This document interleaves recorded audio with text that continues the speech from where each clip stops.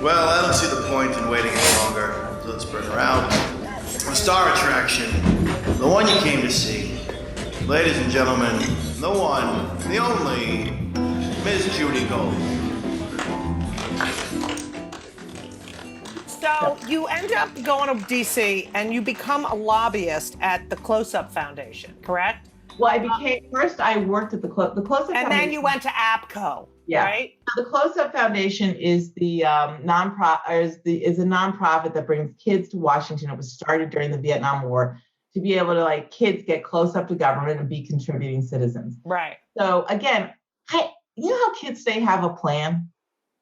Again, the fact that I graduated, that was not part of the plan. Right. I graduate, and then my best friend from sleepaway camp has a boyfriend in Washington, and she said, "Let's go to Washington." She was at Northwestern, so I okay, because I have zero plan, and I have this degree in broadcast communications, and my grandmother says to me, "You should be an anchor for the news." I'm like, "Oh, okay, I should do that." And so I put on my spectator pumps to go, interview everywhere. And with my fake leather briefcase, I didn't understand I just didn't know anything. I didn't know that Naga hide wasn't like a fashion thing. Right. I was very proud of my Naga hide. That was washable briefcase. And I couldn't get a job doing anything in broadcasting. So a friend of mine from college worked for this educational foundation, which I ended up loving. You love that. You go to APCO Worldwide. I started out as their receptionist. You did? And I also got to order supplies. I think I was a terrible receptionist. That's why I got promoted. Because that was back when it was like... No one starts like that anymore. Now, they all want to go in and be president of the company. I know. What is that? So you're... By the way, we have an entry-level job opening. You do? www.thecreativecoalition.org. Maybe I'll do it. Oh, yeah. That would be good to be my... Thank you. Yeah, so you end up, you're lobbying. You become a lobbyist. And I didn't know what lobbying was. Can you explain to our listeners what a lobbyist does? Well, you know how lobbying started? How? I should remember. I don't remember. The White House was being remodeled and the president couldn't live there. So he lived across the street in the Willard Hotel, which is this very nice, it's always been a very nice, fancy hotel. And instead of people coming to his office in the White House, because you could do it back then, it was in, I think, the 1800s, to go, advocate for various things, they'd come to the lobby of the Willard Hotel to meet with him. And that's where that name came from. Yeah, and I don't think it was such a dirty word back then. And now, so a lobbyist essentially is an influencer, is someone who... You know what? As a former lobbyist, we like to call ourselves educators. Okay, great. You're an educator. Some of your clients, the recording RIAA, Recording Industry Association of America, which was led by Hillary Rosen. Yes, Hillary Rosen, who I know very well. Me too. She was my first client. Really? Oh, you do? Yeah. You also were a lobbyist for Not Great Things. Is that correct? Well, everything has a constitutional right. Right. And you were doing this job, and some of your clients were people you would not work with today, correct? Okay, I believe in the Constitution. Okay. You're taking the fifth. What do you learn? What is your day like? You go, all right, so you have the RIAA, right? So my first job with the RIAA, and again, I was a kid, so my first job was cutting up Billboard magazines, pasting them on the articles on a piece of paper and giving it to the lead lobbyist that was working on issues. So what would the lead lobbyist do? They'd go to the office. Back then, it was the big issues that arose there were dirty lyrics. That was a big, I remember this with Al Gore's wife. Tipper wanted to put a rating.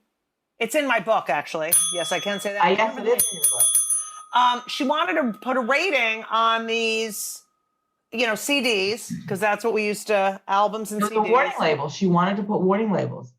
And what did you think of that? Well, that's sort of it sounds kind of, I am the weirdo that like, I love learning about the Constitution. And I really hadn't thought about that at all. And what does the Constitution protect? And what is private industry versus how, and it's also a weird juxtaposition too, as to how government should be involved. Because, and it's such a weird crossover too, because as liberals, many liberals believe in choice, and we believe in a lot that the government should not get involved in, and then we also believe that the government does need to protect us. Right. So I learned a lot about intellectual property and the protection of intellectual property. And what's also interesting is that our laws and legislation really hadn't been changed since the Gutenberg press. Mm-hmm. And by the way, I love intellectual property so much. There is a Gutenberg press in the Library of Congress that I used to go visit periodically. No way. Yeah, I'm just such a loser. I like to see it. It gave me, yeah. So Dirty Lyrics, and I remember getting, it was really kind of fun because everyone would be getting boring faxes at the office, and I'd get Dirty Lyrics faxed to me. Right. So it was really, and so with Tipper Gore's the whole thing about legislation, I do remember this, and I think this was Al Gore. Nashville has always been the biggest music capital of the country, and I think it was I don't think Al Gore knew how this was going to blow up, and this was his constituency. So, and I also think that, listen, Hillary, and a guy named Jay Berman who ran RIAA then, very brilliant in how they approached it and being able to recording the RIAA, the Recording Industry Association of America, is a trade association for the record labels. And they were very skilled in having record labels police themselves and saying, listen, we will put the warning labels on.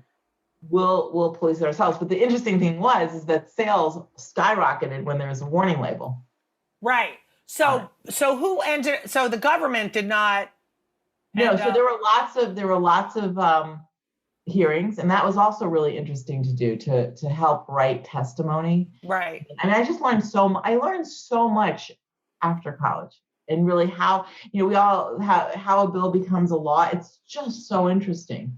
So did you testify before Congress, or were you there when they were testifying? I was there, and it was, I always thought that the most interesting ones were the ones who you couldn't really go that far off the trail, but it was just the ones that would speak from the heart. And that's sort of getting back to your original point about celebrities and testifying or celebrities and getting involved in issues. One of the things that is our mantra at the Creative Coalition is don't be a carpetbagger. Right. As a celebrity or as someone, someone who has a brand or whatever it is, you should only get involved in issues that concern you. Right. And that you're passionate about. Right. And that it means something to you that affect you and your family or your community.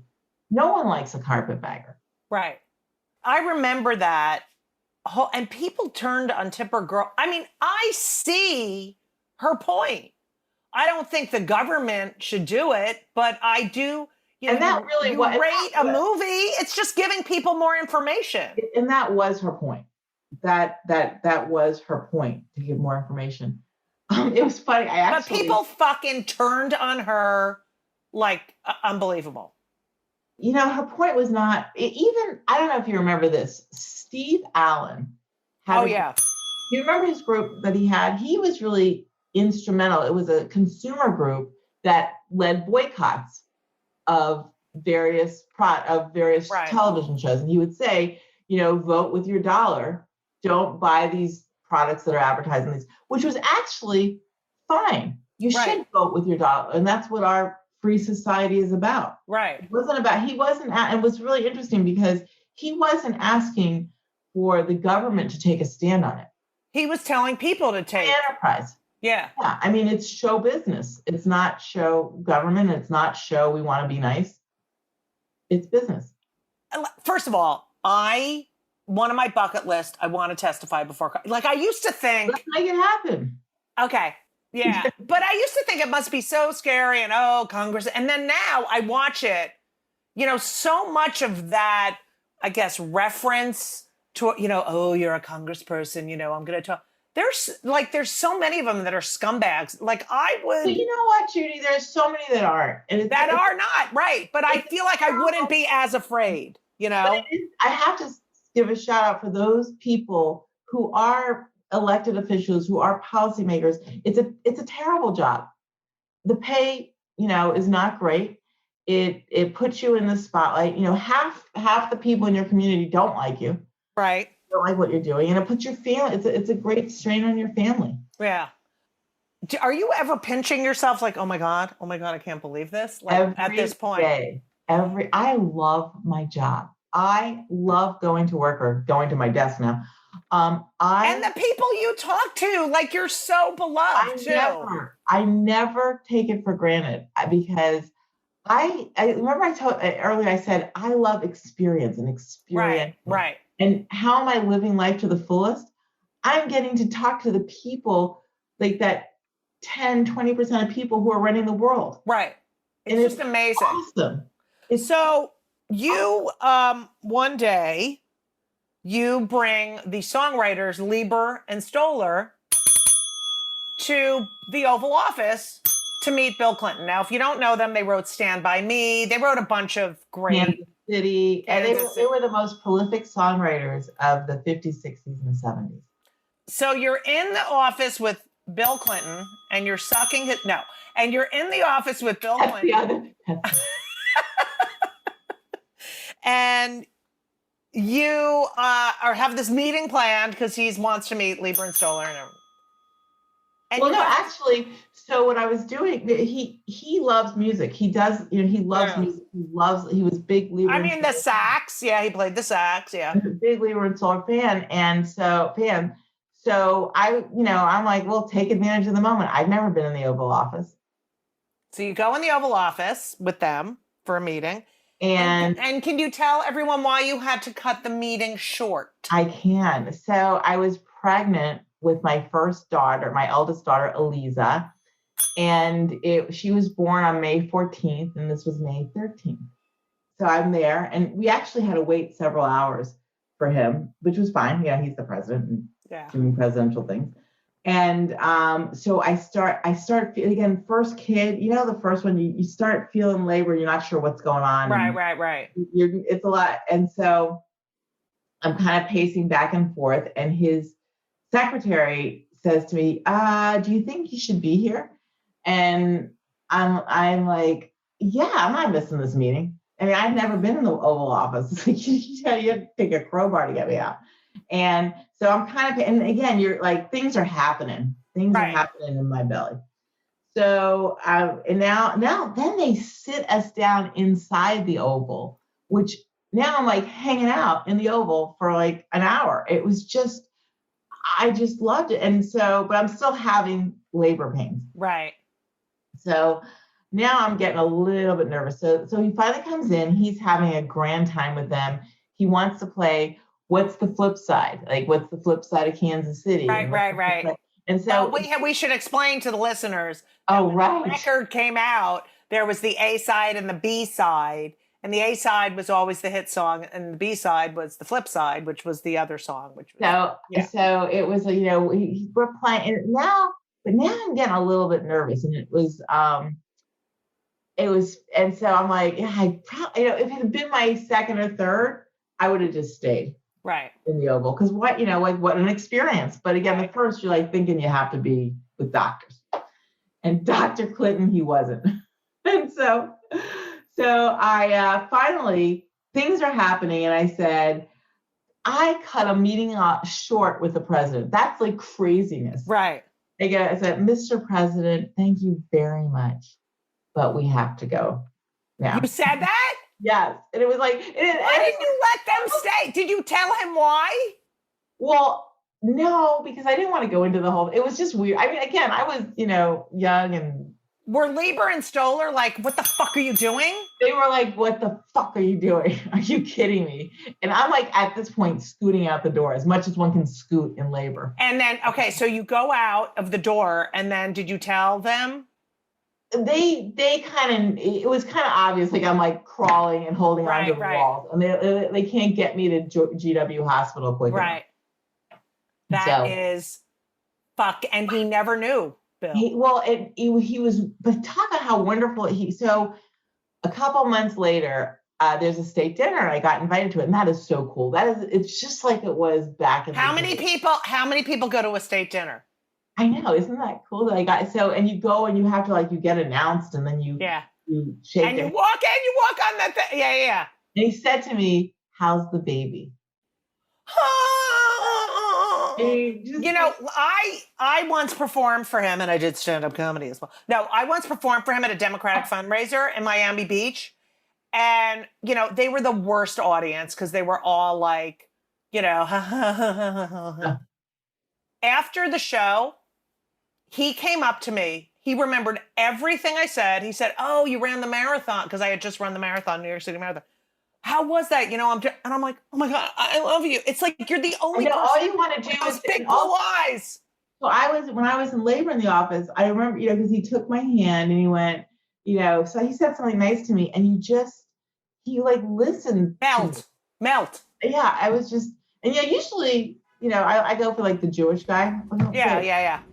He's just so much. He's so charismatic. There is beyond. Yeah, and he listened to me.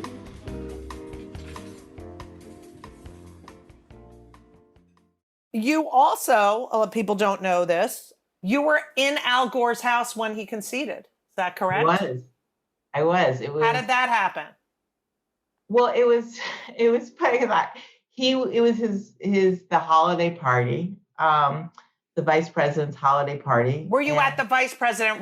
Is the residence? Is it really nice? What's the residence like? It's not like the executive, the White House. Well, how big is it?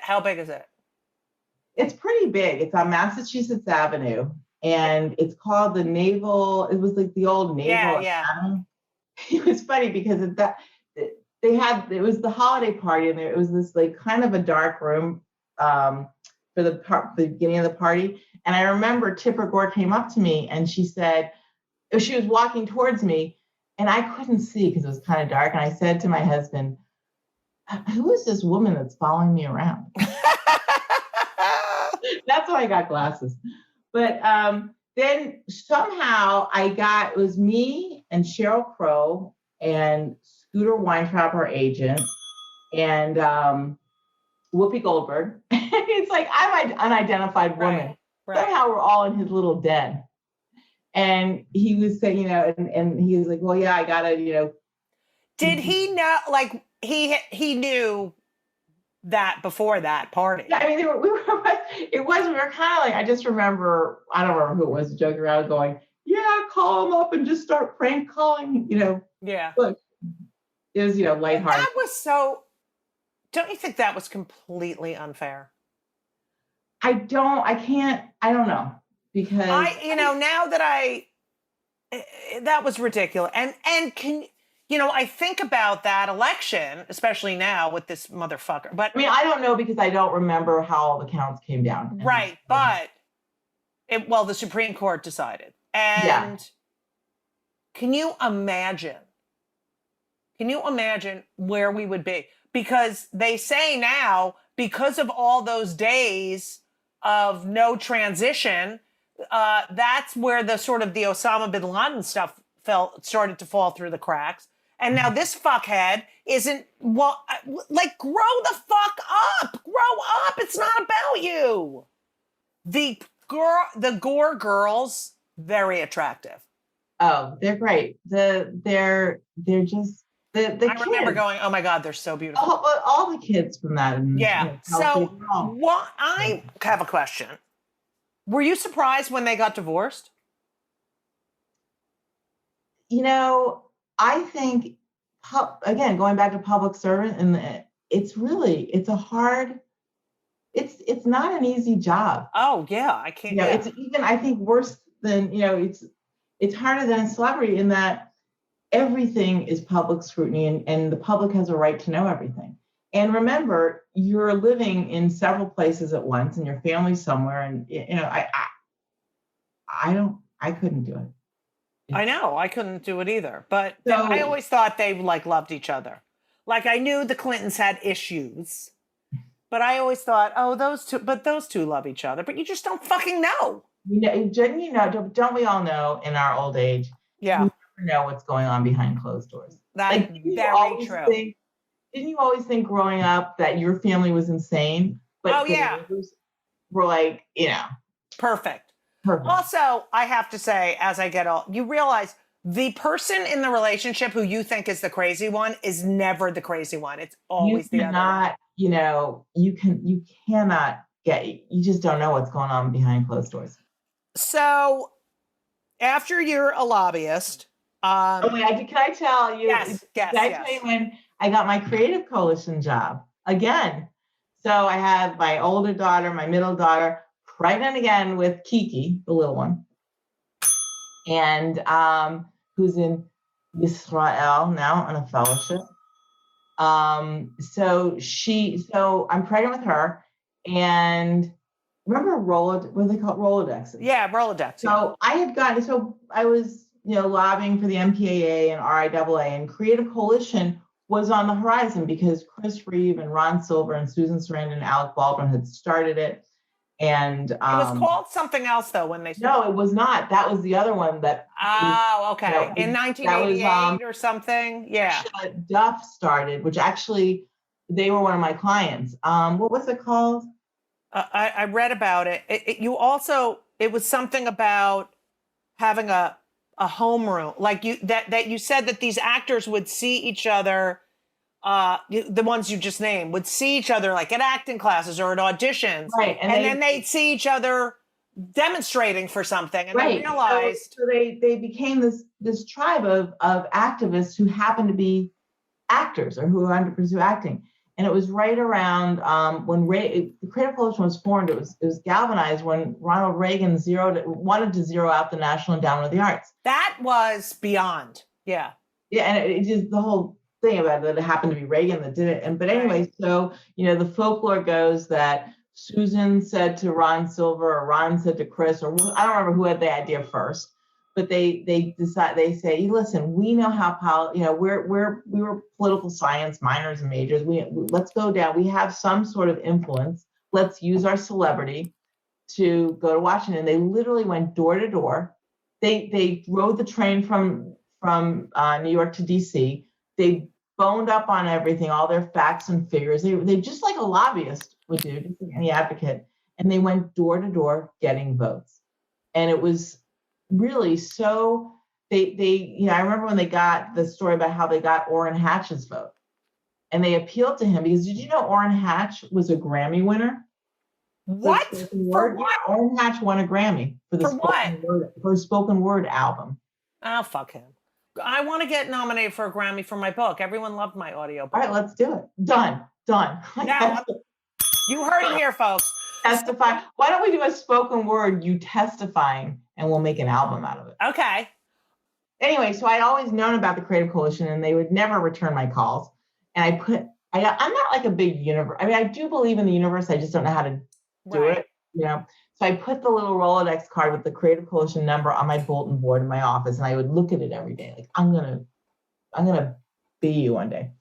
So one day I get a call from Billy Baldwin. I'm in my office. I'm 9 months pregnant. I'm packing up because my third daughter, Kiki, was going to I had planned C-section the next day. So I'm packing up the office because I'm going to be on maternity leave. And the phone rings at 6:00, and it's Billy, who I'd never met before. And he goes, "Hey, it's Billy B," in that like Billy Baldwin voice. Right. And I thought, because I had just hired a clown named Billy B for my 4-year-old's birthday party. So I said, "Oh, the kids think you're so funny," and the check's in the mail. Now he thinks I'm insane. He goes, "You were recommended to head up the Creative Coalition," and So I'm just beyond, I can't believe it. This is my dream job. Right. So, but I'm supposed to have a baby in 8 hours. And I don't tell him I'm having a baby in 8 hours because it's really not a big deal. It was just, I'm also not that sort of person that, I can push out a baby and go. Yeah. I'm a cranky Jewish girl. Yeah. So I want a bell ring for that one. Yeah. So anyway, so Billy, he's talking a lot about the thing, and it's like my dream, but I'm having a baby in 8 hours. So I don't say anything. I said, I definitely want to talk to you about it. He goes, well, we need to hire somebody immediately because Alex going off to do this movie. I'm doing it. We're all, because they have been doing it all hands on. Right. So he said, well, I'll just call you tomorrow. I knew I was going to be in labor and delivery tomorrow, but I went, okay. So, because I'm agreeable and, Right. So I'm in labor and delivery. And this is pre-cell phone? Well, they had a flip phone, or it was some type of I had a beeper or something. Yeah. Go ahead. So I'm there and so the phone rings and I see it's this New York number. I probably, I couldn't, and it was Billy again. And you're pushing? No, I had not yet, but everyone was surrounding me. Right. I went, and I guess when I heard, I'm like, can you just hang on a second? Me getting the phone, and I'm like, And Billy was so enthusiastic. He was talking a lot. And I couldn't really get a word in edgewise. And it was like, and I was going, And so and finally my doctor said, there are millions of dollars of people waiting here. Can you get off the fucking phone? And so I'm like, okay. And so I had agreed to interview for the position on Monday. This was Friday. And I am not somebody who can just, rally. Pop a kid out. I'm not that person. I am needy, So, but this is the dream job. So she came, and then again, goes back to that college thing. Don't say anything and it'll all kind of work out. Right.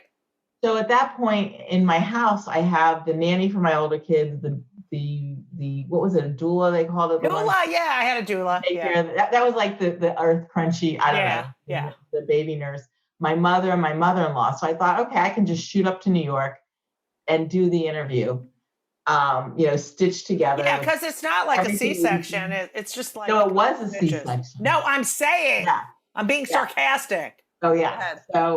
So, yeah, I shot up there and I did the interview, but I also, back then, they give you, when you had a C-section, they give you Percocets. Yes. So back in the day. And they also go, because Percocets are safe to nurse a baby and it doesn't, whatever. And so for the first one, I was like, oh no, I can't be on drugs. And by the time Kiki came along, I was like, can I get more? Yeah. I need more. So I basically go to this interview stoned and leaking, from everywhere. I can't believe you went. Go ahead. I know, but again, experiential, joy. Right. Someone asked, I have this, it's probably from, again, back to the sardine sandwiches, that someone is inviting me to do something. I say yes. Right. So I go and I'm pretty much stoned out of my gourd. I'm, as I said, leaking out of every orifice. And I remember just doing that whole Folgers, that is good tasting coffee look on my face. Every time they'd say something, I'd be like, focus, nod, focus. And then I got the job. And you probably went home and fucking collapsed. Oh, by the way, I didn't tell like the day of, I didn't tell anyone in my family. I was like the mother-in-law, because I didn't want them to be all judgy. And it's like, yeah, I'm just shooting up to New York. Did you ever tell Billy that you had just had? Yeah. He calls me the leaker. in the most politically correct way. There's so many things that at the Creative Coalition. What is your consciousness? These are so important. What is the white hat? What is that? That is, it's so, I don't know if that's an old expression. I always use it. I mean, it's wearing, I hope that most of us wear a white hat. And I think that expression was coined about 20, 30 years ago. And it's about what do you do to do good? Right. And what I try to do with our constituency of celebrity leaders in the entertainment industry, leaders in the art world, what do you do to do good? Because where, again, people in our industry, you have your agent, you have your manager, you have your publicist. What's your issue? Right. And it just, I think, and you being a focus group of one, it's got to make your work better. Oh, absolutely. I mean, I couldn't live with myself, first of all. And, I do see, well, first of all, I see how the arts affects people. I see how comedy affects people. But I also, I'm a gay parent. You got issues. I'm a woman. I'm a Jew. I am really upset about racism. I'm not a person of color, but I do feel, awful. I don't know. I just feel like the woman thing really like, don't tell me what I can and cannot do with my body. Like, just shut the fuck. You don't want to have an abortion, don't have a fucking abortion, but don't tell anyone else, But also the fact that, I used to do this bit in my act about all the people that could get married and I couldn't. And, like Eric and Lyle Menendez kill their parents while they're sitting on the couch eating ice cream. They go to jail for life. They get married in jail, and I can't get married. Because it's just so ridiculous when you break it down. So, and doesn't your comedy or whatever your art is, has got to be more 3D, more texture, because you do care. Right, absolutely. About something. Right, you do take into consideration what is the right thing to do. But what the interesting thing is, as whatever you're wearing your white hat on, whatever issues you're taking on. And especially those in television or film, or half of your fans won't like it. Right. And when people say, "Oh," and that's why people don't do it. Well, and also, but when people say, "Oh, that celebrity's doing it for the glory," there's no glory in advocacy. There's just no glory in it. I know, but it's like I can't be silent. I couldn't live with myself. Like Steve Martin didn't say anything about, and then, finally he said vote for Biden. But look at Jim Gaffigan.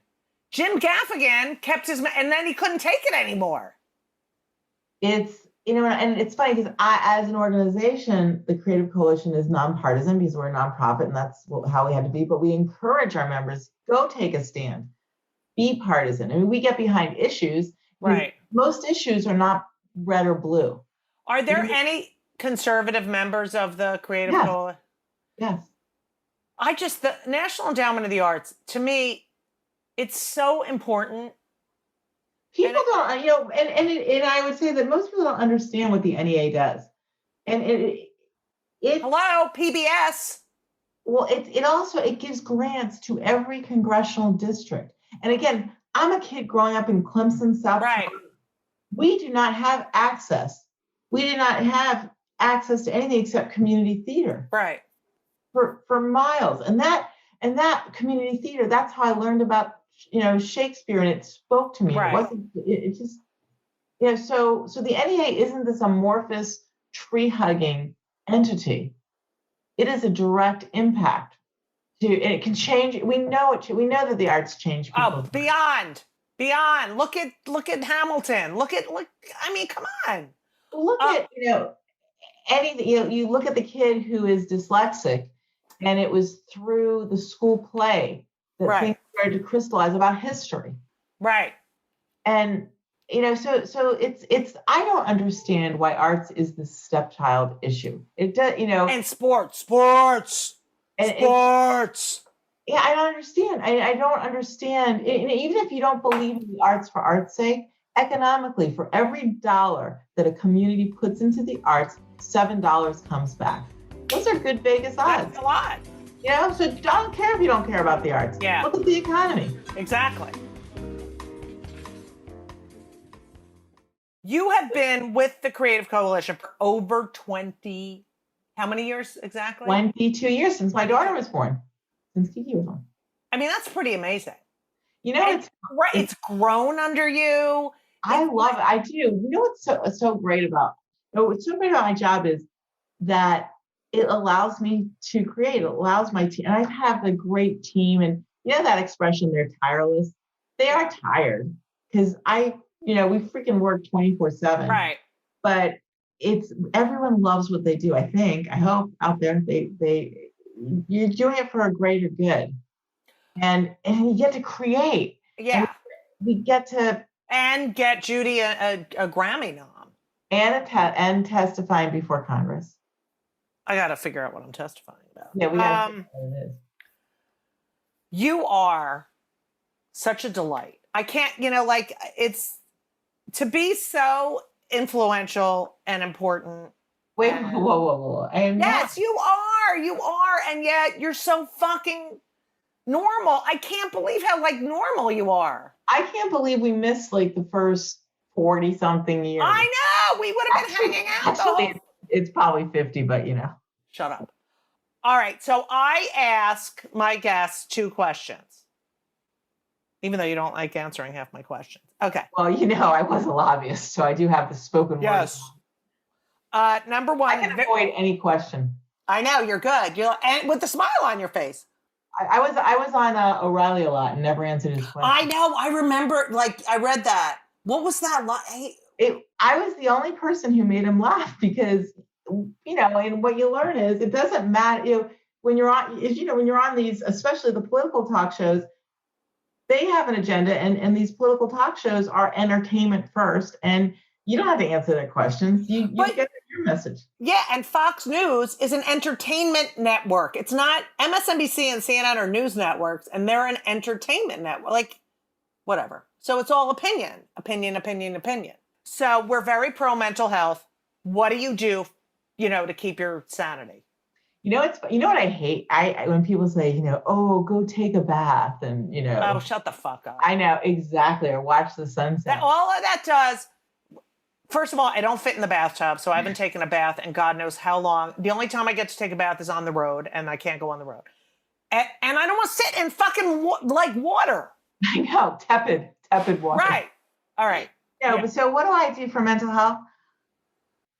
I do love people. I love learning about people. To me, talking to you, and I'm not just saying this, I just love the nuances and I look at, it's just like this big old lump of stuff not that you're a lump, but just that I could get in and I just like, ooh, I get to dive in more. Yeah. I just love that texture of people. And then I realize how sane I am compared to now. Yeah. Do you, any antidepressants, any therapy? No, I'm 100% believer in therapy, and I've had therapy throughout. And it was funny, the first time I went to therapy, I was probably maybe in my early 30s. I was a late bloomer in therapy. But I remember thinking, it's like a massage. It's indulgent. That's interesting. Yeah. Paying for it. How wonderful. So I just remember that. And when I also encourage people to go to therapy, I say, it's a massage for your brain. I know. And someone's just listening to you all the whole fucking time. It's all about you. That's why it's amazing Trump has never been to fucking therapy. Well, not amazing. Yeah. Well, wait, but do you ever, when you're talking to your therapist, like, I get so bored with my story. I know. Sometimes I'm like, I have this appointment. I don't feel like talking about myself right now. Well, also, I feel bad because I've said like the same thing over and over. And you must be just wanting to. And they're just seeing dollar signs in their head. Okay. So here is now, the name of the podcast is Kill Me Now because I get aggravated at everything. So what pisses you off more than anything? Like it could be anything. It could be, people talking loud on their cell phone, but what makes you fucking crazy? Well, can I do a pre-pandemic one? Yeah. I don't know if it's relevant now, but when people would say, hold the elevator. Like, what? The next one's coming. Right. It's a cycle. I can grab that one. I can do that. All right. That depends on how many elevators there are and how far away the person is. You know what, though? I take umbrage. And I wanted to work that word into the whole podcast. I like it. Because you know what, you should have been there earlier. I'm not holding the elevator for you. I just want to be upfront with us. When we are together or you're meeting, I'm not holding the elevator for you. So if someone yells, hold the elevator, do you just don't? I go like this. Like I can't find the button. So you're standing there and then the door closes. Yeah, wait. Yeah, I like that. Yeah. I'm a fake drinker. I'm a fake elevator button holder. I like that. I can't find it. It's not working. Hold the elevator. I love that. I do. But I hate this. Can I just say something? This is what fucking pisses me off. These fucking elevators where in the lobby you press what floor you're going to go to and then it tells you what. Don't fucking tell me what elevator to get into. And then all these other people are like, I'm like, no. No, they're called smart elevators. I hate them. Don't fucking control my life. I don't even understand them. I mess it up. Like I'll stand in front of the wrong one and then the one across the way opens and closes. Wait, what about how I'll press it? How hard was it to use an elevator? Right. But now I press, you got to put your floor in and then it tells you like B4. That's the elevator you're going to go to. And I'm like, okay, B4. And then I walk over and I'm like, wait, what? I totally forget which fucking, and then it comes and I'm like, oh my God, I was looking at my phone. No, get fucking annoying. You know what it reminds me of? Do you remember those seat belts that used to be automatic that you get in and it would like. Oh, and it would go, yeah. Yeah. So when I was pregnant, I also was throwing up everywhere. So I'd have to open my car door as I was driving to work and then it would, right. strangle me. Oh God, so fucking annoying. Like what was so hard about putting on a seatbelt? Yeah, now you've made me, now I'm really pissed off. And that was back when smart elevators. Remember the talking cars? The door is ajar. Oh yeah, the door. It's a door. Hey now, that's funny. By the way, I've been doing the joke about Zoom, saying goodbye on Zoom being the longest Jewish goodbye on everything. I now act it out. It's one of my best bits. People love it. Written by Robin Bronk. So I have to thank you for that. Well, you do have to thank me. Yeah, I have to thank you for a lot. So Robin, where can people find you? And your 2 books, the money goes to charity. The books are sort of coffee table, photo. Yeah, it's actually I have 3 books. That's what I meant. 3 books. One I co-wrote with Ron Reagan Jr. I love him. I'm not afraid to rotten hell. I fucking love him. How did he's so into the arts. And I can't believe he's not gay, but he's the best, just kindest, gentlest. Oh my God, I love him. Did he get along with his parents? Yeah, he's a gent. Yeah, he seems like such a good soul. He has a lot of convictions. Yeah, gentle soul. I haven't talked to him in way too long. Not afraid to rot in hell. It's my favorite. He proud atheist, not afraid. It's burn in hell. Not afraid to burn in hell. I love him. He's a wonderful guy. So what did you write? What was that book? Called If You Had 5 Minutes with the President. And HarperCollins put it out. And it was interviewing celebrities. And the money all went to the Creative Coalition Arts Fund. And interviewing celebrities. If you had 5 minutes in the Oval Office with George W. Bush, it was right at the beginning of his first term. What would you say? What would your issue be? And that was fun to do and interview everyone. And then my second book was called Art and Soul. And it is gorgeous photography by the beautiful prize winner, Brian Smith, who, and we just, what was the backstory of what gives you your art and soul. Right. And then my most recent one was and that was Hachette. And then the most recent one I did with Jeff Vespa photographed it. Nancy Ruemi of Ruemi Design designed it. And it's called The Art of Discovery. And I would ask you, what was the moment you discovered you were going to be an artist and make your life the arts? And I interviewed everyone from Flea, from the Black Eyed Peas to Kate Hudson. And wow. Great. It's a good, you know what it is? Because not many of us, it's not like many people came from a lot. Right. Joe Manganiello talks about his dad wanted him to be a football player and he got thrown out of the house when he wanted to be an actor and he lived in his car. And another actress talks about her mother was a single working parent and the one job that she had out of the 3 jobs, one of the things was playing the piano at community theater. Wow. And this actress would sit under the piano as her mother played. And that was she saw her mother's happiness. Wow. And so it's not like, and it's to me, it was very aspirational how one can, do something that they dream of. And you don't have to, you just have to have that, not, one of the things I thought was very interesting, Joey Pants says this, you can't have a plan B. Right. I say that too.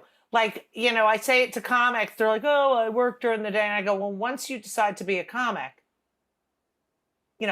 you're still a comic, but you're not, that's all you can. Yeah, I agree. So anyway, so you can find those on Amazon, and you can also find it at thecreativecoalition.org on the internet. On the intranet. Where can people find you so they can follow you? Stalk me? No, on the tweetar. Like what? Okay. Hi, I'm Robin_Bronk at Instagram. I'm on Facebook at Robin Bronk. BRONK, everyone. Yes. BRONK. B as in boy. RONK. I wonder if I have to change that now to be more, why B as in boy? B as in becoming. God, B as in boy. What? I said my book will be say that. Yeah. I love that. I'm stealing that. Take it. Oh my God. I have a new writer, Robin Bronk. Right? What's your Twitter, Laura? On Instagram, you're Robin_Bronk. On Facebook, you're Robin Bronk. On Twitter, you're R Bronk. And just search for the Creative Coalition on any of the platforms to follow the Creative Coalition. Thank you, Laura. Thank you, Laura. Doesn't Laura have a nice voice? That's good, Laura. Laura's our producer. Guys. Yeah. Robin, I love you. This was so fun. I was really looking forward to it. And now I have nothing to live for. Yeah, come out and see me in a socially distant. I love that place is not, that's not your house, is it? No, my house would be all cluttered. Yeah, it's beautiful. It's all white. I couldn't do that. Thank you for being here. Please, everyone, check out the Creative Coalition. Check out the Creative Coalition. Give to the arts, for goodness sake. Yeah, give to the fucking arts. By the way, I did the PSA, the COVID PSA about obesity, and I got one little fucking thing in because I'm not that important. But it's fine. No, you're very good. You're the highlight of it. Oh, God, what do I say? It can help. Something like, and everyone else has like 10 lines, and I'm like... No, but you're very sincere on yours. Thank you. I want to go. Thanks for including me. I appreciate it. Oh, and we have more dinners coming up. I'm going to invite you. Oh, okay, good. I love those. Yeah. With the breakout rooms. Even though the dinners at the Creative Coalition are supposed to be like an hour and a half, and they're 4.5 hours. The funniest thing about the leaving is that our people, everyone's like afraid they're going to miss something. Right. So no one will be the first one to leave the dinner. These are virtual dinner. Goodbye. Like they'll miss some swag. Yeah. I didn't get my fucking swag yet. You didn't? No. Well, is it in Providence? It's called Provincetown, and if you fucking say Providence again, I'm gonna fucking kill you. Did that at the night of the dinner, and I fucking hate you for that. No, it's really because I'm just geography. That class that I missed, geography. Thank you. Thank you so much for listening to part 2 of Kill Me Now with my friend Robin Bronk. Come on! I have some really cool friends, FY and I. Now, if you like the show, please tell everyone about it. Leave me a review, 5 stars only, please. I can't with the criticism. I had enough of that growing up. But, I would love to grow the show like I grew my ass and my stomach over COVID. But, I'm proud of it. And I would like to get more listeners. Anyway, there's also the fact that this week is Hanukkah. Christmas is coming in a couple of weeks. My book, yes, I can say that, When They Come for the Comedians, We're All in Trouble. It's a great book. I'm really proud of it, and it's a great gift, especially for people who love comedy and satire and humor and are interested in what the fuck is going on in our country and the fact that, we can't take a joke anymore. So it comes in the audio book, it comes in the Kindle, it comes in the hardcover, and on my website, there are all these different links. You can buy from indie bookstores, you can buy wherever you want, but I just want you to know, I'm going to read a review that just was posted yesterday, okay? This is from a guy, okay? And I love him. I don't even know who he is, but listen to this review. This is one of the best books I have read this year, and while I wouldn't expect a book by a comedian to be the one to make me think the most, this one really did it. Judy does a great job of breaking down why we need to slow down and not jump on everything we hear online. It is easy to forget and get dragged into the online mob culture and not really recognize that we should allow people to make mistakes and forgive. Also, that people shouldn't be punished forever for most mistakes, especially if it's just some stupid tweet they made years ago. We have certainly been holding entertainers to higher standards than our politicians. Okay, so that's part one, and I love him. And then he writes, I highly recommend this book. Those on the right may be bothered by some of the Trump references because they have no fucking sense of humor. I added that in. But the book is balanced and really addresses the issue from all perspectives. Thank you, Robert Willinger or Willinger or Williger or whatever. But that, I love that review because it really does. That's what I intended. And it is from all sides, but only the Trumpies get upset. So there you go. It really would mean so much to me if you would check it out. As I said, all the order links are at judygold.com, JUDYGOLD.com, or wherever books are sold. And please make sure to follow me on Twitter and Instagram. I am doing, events online and some live. And I would love for you to know about them and join in at Judy Gold, JEWDYGOLD, because you know I'm a Jew. So thank you all for listening. Happy Hanukkah! Woo! And as we always say, so long! And everything was wonderful. I'll see you soon. Thank you for the visit. So long.